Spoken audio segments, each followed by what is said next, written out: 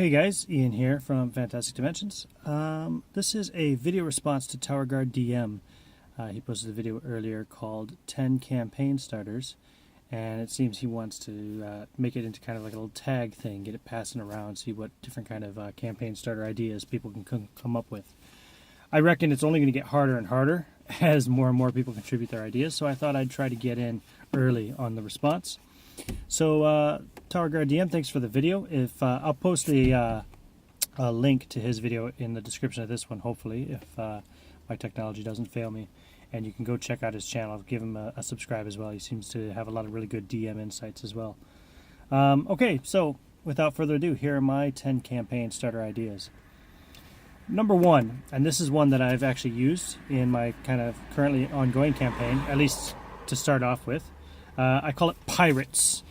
So the idea is that all the party members are maybe pirates, or even if you didn't want to be pirates, it could be members of the same crew on a ship. You know, it could be a military vessel, Star Trek-like style or something. But the idea anyway is that the party obviously all are together and know each other because they serve on the same ship. And, you know, there's all kinds of catalysts for adventure if you're pirates or if you're military or an exploration vessel or anything else. Whether that be in a fantasy world at sea, you know, or if you want it to be something a little bit more realistic, you can think of something more like Master and Commander. Or if you want it to be something more futuristic, again, you know, there's like the Star Wars idea. Number two, soldiers, where the party are all members of the same unit, perhaps, or the same army, the same military force, etc. And it could start off in a battle scene, or it could start off after a battle. It could start off leading up to a battle. There's a lot of different ways you could go with that. But yeah, the idea being that the party are all, you know, related. They all know each other because they serve in the same military. Number three, family members. The idea here would be that the party members are all members of the same family. So your adventure hook idea to get it started could be like the funeral idea that Tower Guard had mentioned earlier. It could be perhaps fighting over an inheritance, or perhaps they're all working together to overcome some kind of a problem that's facing the family. If you want to think of even things like, you know, Godfather or things of that sort, you could work it into that kind of you know, that kind of a direction if you wanted to. Lots of different things you could do with you know, family members. Think of Game of Thrones. You know, the main characters at the beginning, at least, of Game of Thrones were pretty much all members of the Stark family. And you know how well that went for all of them. So, number four, attendees at a party, ball, etc. So, in this idea, the party members don't necessarily have to be affiliated with each other, but you're just getting them all into the same room.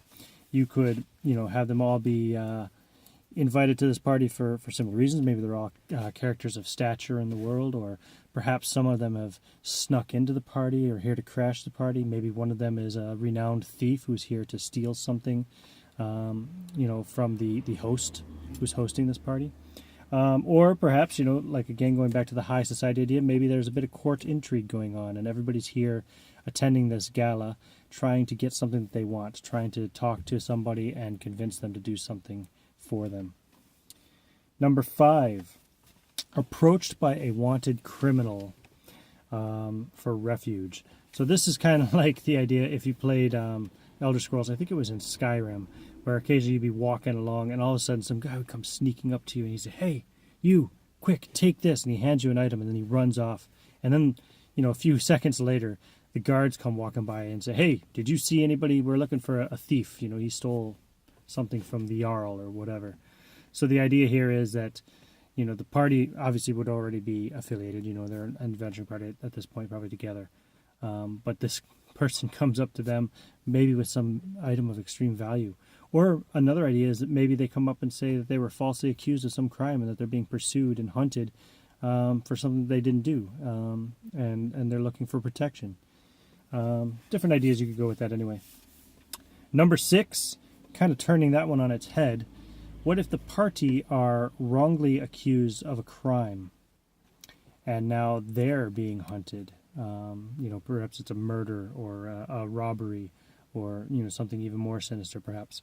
The idea anyway is that it's something that they didn't do, but that they've been wrongly accused and that they're being hunted and they've got to try to try to retain their freedom or their lives, at the same time trying to prove their innocence, perhaps by going after the people who did commit the crime, maybe, or finding evidence to exonerate them. Of course, you could turn that over as well and say, oh, maybe they really did commit the crime. Depends on what kind of a game you're playing. Number 7, the party are survivors of some calamity or natural disaster.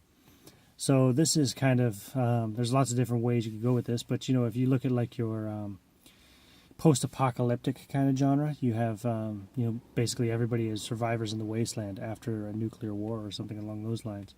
You could turn that over and make it magical instead. It doesn't have to be nuclear weapons. It could be magical weapons or something of that sort. I had it in a Dark Fantasy 3.5 campaign I ran, where the world had been destroyed by a series of natural disasters known as the what was it called? The Cataclysm. Very original name, I know. And ultimately, what the party eventually found out was that the whole thing kicked off when this gigantic spacecraft crashed into the planet, causing a series of tectonic shifts and earthquakes and floods and tsunamis and everything else.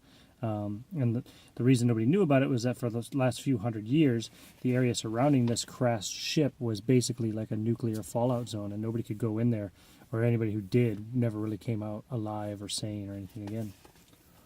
Number 8, the party are members of an order.